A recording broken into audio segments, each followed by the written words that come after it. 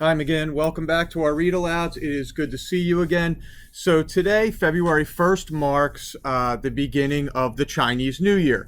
It is the year of the tiger, and so to celebrate, I figured we would take a book from our library, and that is about a connection between a grandfather and his grandson in China and their culture. And we would present that today to honor the start of the Chinese New Year. So here is Crouching Tiger. Away we go.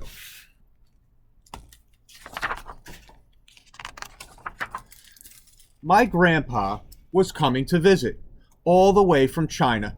When he arrived, I rushed out to greet him. "Hello, Grandpa." I bowed, as Mom had told me to. "Ni hao." "Hello, Ming Da." Grandpa mussed my hair. The next morning, Grandpa was dancing slowly in the garden with his eyes closed. His hands moved like gliding birds. He crouched like a tiger. He drew an invisible bow. He lifted a foot like a rooster and stood still. I ran outside. "What are you doing, Grandpa?" He continued his slow dance. I waited until he opened his eyes. "Good morning, Ming Da. I am practicing Tai Chi." "Tai Chi?" "Yes, it is an ancient martial art." "Oh," I said, "like Kung Fu?" I showed off my fastest kicks and punches. Grandpa watched quietly. Feeling my face burn, I stopped. "Could you teach me, please?" I asked. Grandpa looked straight into my eyes, then nodded slowly. As soon as I got home from school, I ran out to find Grandpa. "Let's start with the standing meditation," he said. Bending his knees slightly, Grandpa held out his hands as if holding an invisible balloon. "That's easy." I copied his position. Grandpa adjusted my legs.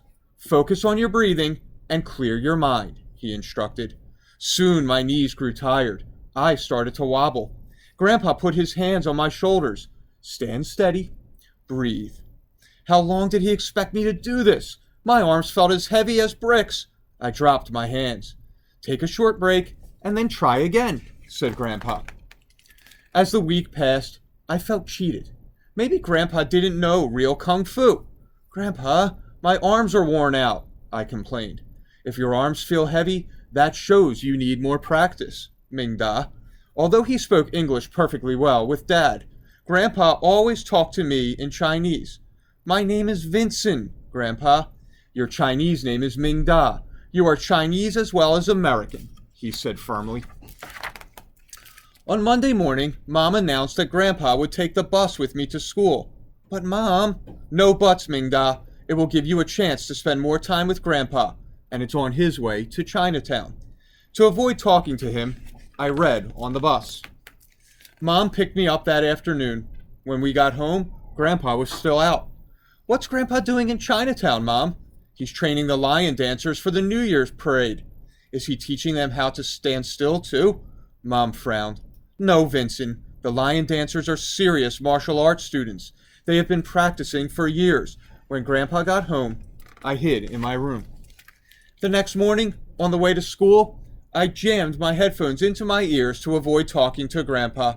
It didn't seem to bother him. He greeted people warmly on the street. A worker was hauling boards from a truck. A woman rushed past us, talking loudly on her cell phone.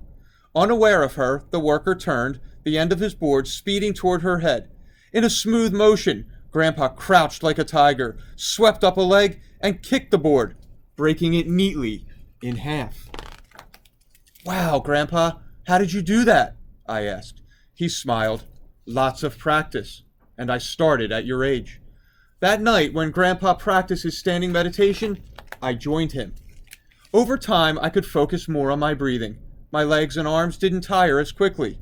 One afternoon, Grandpa put a long bamboo pole into my hands.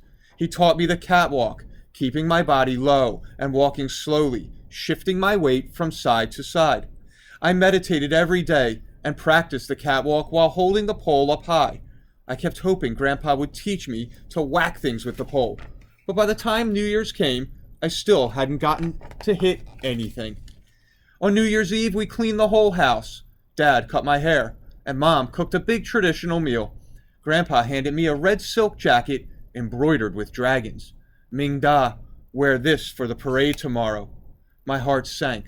All my friends would be there and see me in this silly jacket. I excused myself and left the table. When we got to Chinatown, Grandpa took my hand. Stay close to me. It will be crowded. I couldn't pull away from his strong grip. I hoped I wouldn't meet anyone from school. Shouts and cheers mixed with the crackle of thousands of fireworks. Grandpa led me to a pastry stand. Ni hao. The vendor spoke Chinese with Grandpa so fast I couldn't keep up. Such a handsome boy. Here are your favorite pastries, the vendor said. He gave me a bag with meat buns, sesame balls, and coconut cookies inside. Thank you. How did you know? He smiled and pointed at Grandpa. He has told me many good things about you. You even study on the bus. Embarrassed, I avoided Grandpa's eyes. Let me pay for these, said Grandpa. No, this is my New Year's gift to your grandson. They pushed the money back and forth as if it were on fire. Finally, the vendor stuffed the money into Grandpa's pocket. Go, go. The parade starts soon. Grandpa bowed, and I copied him. Pushing through the crowd, we met a large group of eager spectators. Ni hao, Grandpa greeted them. This is Ming Da, my grandson. Ni hao, they said with big smiles. I jumped when one of Grandpa's friends thrust a hangbao, a red envelope that contains money, into my hand. Shishi, thank you. I bowed. They chuckled and stuffed more envelopes into my arms. Grandpa led me through the crowd to the beginning of the parade route. A group of men wearing jackets just like mine and carrying lion costumes greeted Grandpa warmly. Meet my grandson, Ming Da, Grandpa called out. Ni hao, Ming Da. Lion dancers gathered around us. I had never been so close to the lions. I stroked their glistening scales. Let's get ready, Grandpa commanded. The lion dancers ducked under their costumes and got into position. Grandpa handed me a long bamboo pole with a cabbage dangling from the top. Ming Da, you will be the cabbage boy. He leaned down close to me. I think you are ready for this role. My heart jumped with joy. Don't let the lions get your cabbage, Grandpa instructed. I nodded obediently and gripped the pole. Grandpa lit the firecrackers, signaling the start of the parade. The martial artists led the way. They leaped and whirled about with spears, swords, and other weapons. Grandpa signaled, and I marched off, focusing on keeping the cabbage just out of the lion's reach. People clapped and cheered at the top of their lungs. Many fed the lions hong bao. As we approached the end of the parade, Grandpa yelled, Ming Da, let the lions have the cabbage. I lowered the pole. The lions bit at the cabbage and tore it apart, spraying the leaves onto the crowd.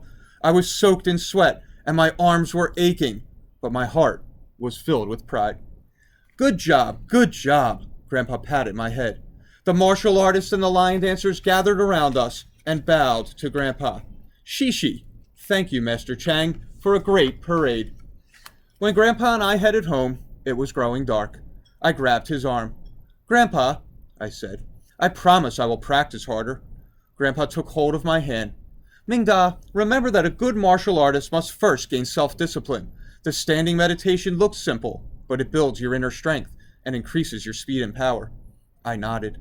To study martial arts is a serious commitment.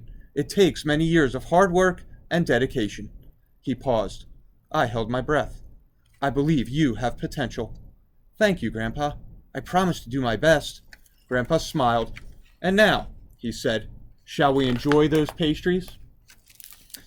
So I hope you enjoyed that story. To celebrate the beginning of the Chinese New Year, it celebrates culture and the passing down of traditions from a grandfather to his grandson. McGinn will be back with a new read aloud real soon. Have an awesome night.